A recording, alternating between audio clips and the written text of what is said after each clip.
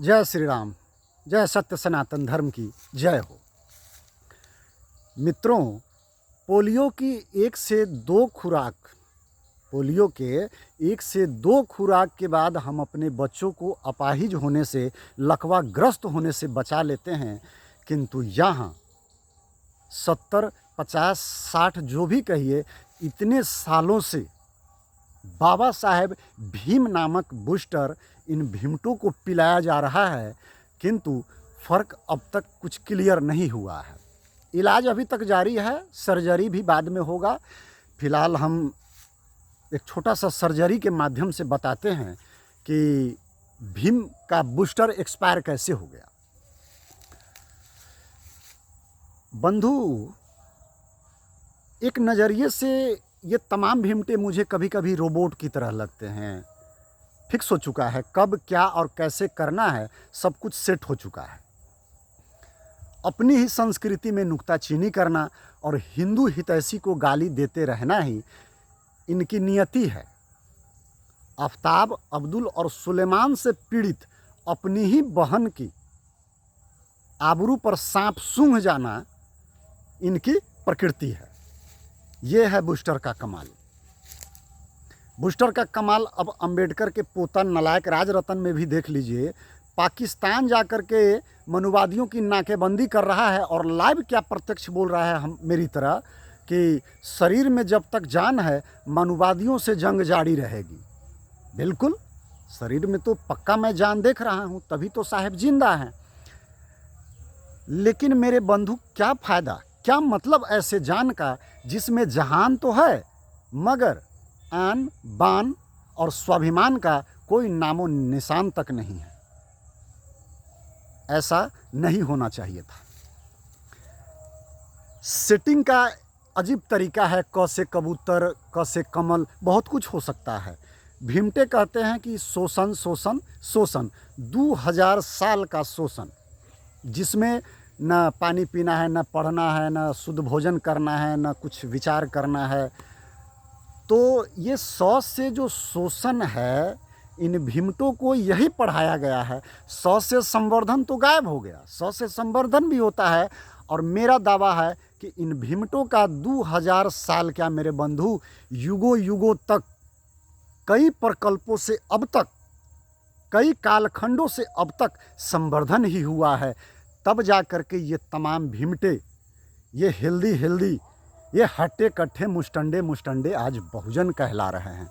और पानी P P कर, शुद्ध वायु पी पी कर आज ब्राह्मण और ठाकुर और लाला को गाली देते नहीं अघाते हैं। मेरे बंधु, 70-75 साल में ही 22% से 1% तक आ गए। मतलब पाकिस्तान में हिंदू अब अंतिम सांस ले रहा है। और इन भीमटों को क्या पता कि उस पाकिस्तान में सबसे अधिक दलित ही रुके हुए थे। कुछ मुट्ठी भर सिख, राजपूत वगैरह वगैरह कुछ लोग थे, लेकिन सबसे अधिक दलित थे। 22% से आज वो पाकिस्तान में अंतिम सांस ले रहे हैं। और हिंदुस्तान में 2000 के शोषण में हम बहुजन हो गए। तो ये शोषण नहीं है मेरे बंधु, शोषण उधर पाकिस्तान में है।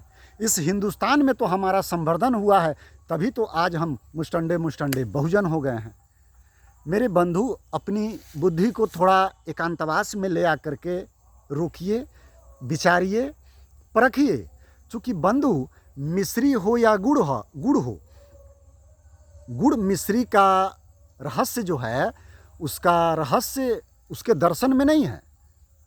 गुड़ का रहस्य उसके दर्शन में नहीं है, अपितु गुड़ का रहस्य गुड़ के चखने में है।